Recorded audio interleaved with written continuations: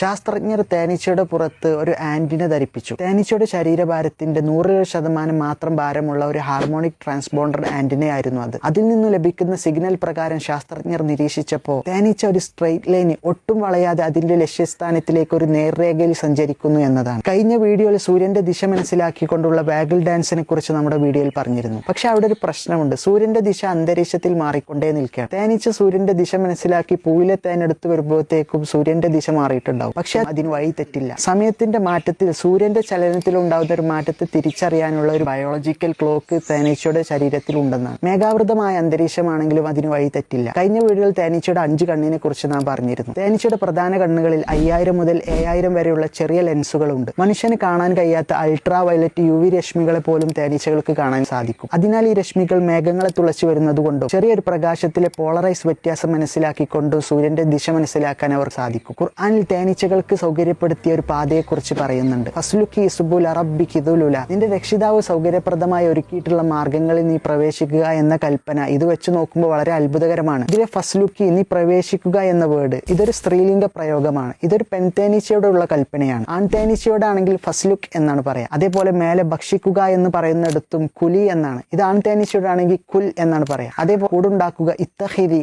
എന്ന് പറയുന്ന കൽപ്പനയും സ്ത്രീലിംഗ പ്രയോഗമാണ്. ഇന്ന് തേനീച്ചകളെ കുറിച്ച് കൂടുതൽ അറിയുന്നവർക്ക് അറിയാം, ഈ ജോലികളെല്ലാം ചെയ്യുന്നത് പെൺതേനീച്ചയാണ്. താഴെ അതിന്റെ വയറുകളിൽ നിന്ന് വ്യത്യസ്ത വർണ്ണങ്ങളിലുള്ള പാനീയം പുറത്തു വരുന്നു എന്ന് പറയുന്നുണ്ട്. യഥാർത്ഥത്തിൽ കളർ മാറ്റം ഉണ്ടാകുന്ന തേനീച്ചയുടെ വയറുകളിൽ നിന്ന് തന്നെയാണ്. തേനീച്ച പൂന്തേനിൽ നിന്നും ശേഖരിക്കുന്നത് 80% വെള്ളമാണ്. അത് കൂട്ടിലേക്ക് സഞ്ചരിക്കുമ്പോൾ തന്നെ വയറിൽ വെച്ച് തന്നെ ജലാംശം കുറക്കാനുള്ള ഒരു പ്രവർത്തനം അതിന്റെ ശരീരത്തിൽ നടക്കുന്നുണ്ട്. ആ കൊണ്ടുവരുന്ന ഒരു തുള്ളി തേൻ തന്നെ ധാരാളം തേനീച്ചയുടെ വായിലൂടെ വയറിലേക്ക് എത്തിച്ചുകൊണ്ട് അവിടെ ചില എൻസൈമുകളും ദ്രാവകങ്ങളും കൂടി ചേർന്നുകൊണ്ടാണ് യഥാർത്ഥത്തിൽ തേൻ രൂപം കൊള്ളുന്നത്. ഖുർആനിലെ ബുത്തൂനിഹ എന്ന ബഹുവചന പ്രയോഗം തേനീച്ചയുടെ വയറുകളിൽ നിന്നെന്ന് ശാസ്ത്രീയമായും സത്യപ്പെടുത്തുന്നു. തേനീച്ചക്കൂട്ടിൽ ഒരു മൂളൽ ശബ്ദം നമുക്ക് കേൾക്കാം. ഇത് അവരുടെ ചിറക് സെക്കൻഡിൽ 230 തവണ അടിച്ചുകൊണ്ട് ഒരു ഫാന് പോലെ അവർ പ്രവർത്തിക്കുകയാണ് തേനിലെ ജലാംശം കളയാൻ വേണ്ടി. ഇത് ആയിരക്കണക്കിന് വർഷങ്ങൾ കേടാകാതിരിക്കുന്നു. പെൺതേനീച്ചയുടെ ശരീരത്തിൽ 32 ക്രോമസോമുകളാണുള്ളത്. ഇത് ജോഡികളായിക്കൊണ്ടാണുള്ളത്. അതായത് 16 ക്രോമസോം ജോഡികൾ. ആണിന്റേതിൽ ജോഡികളായിക്കൊണ്ടല്ല, 16 ക്രോമസോമുകളാണുള്ളത്. ഖുർആനിലെ തേനീച്ച എന്ന അധ്യായം അന്നഹിൽ, ഇത് 16ാമത്തെ അധ്യായമാണ്. ഞാൻ ഈ ആയത്തുകൾ ഉദ്ധരിച്ച അധ്യായം 16ാമത്തെ അധ്യായമാണ്. ഇതേപോലെ മറ്റൊരു കൗതുകരമായ കാര്യം, തേനീച്ചകളെ കുറിച്ച് പറഞ്ഞു തുടങ്ങുന്ന ആയത്തിൽ 68ാമത്തെ ആയത്തിൽ 54 അക്ഷരങ്ങളാണുള്ളത്. ആവർത്തിച്ചു വരുന്ന അക്ഷരങ്ങൾ ഒഴിവാക്കിയാൽ 16 അക്ഷരങ്ങളാണുള്ളത്.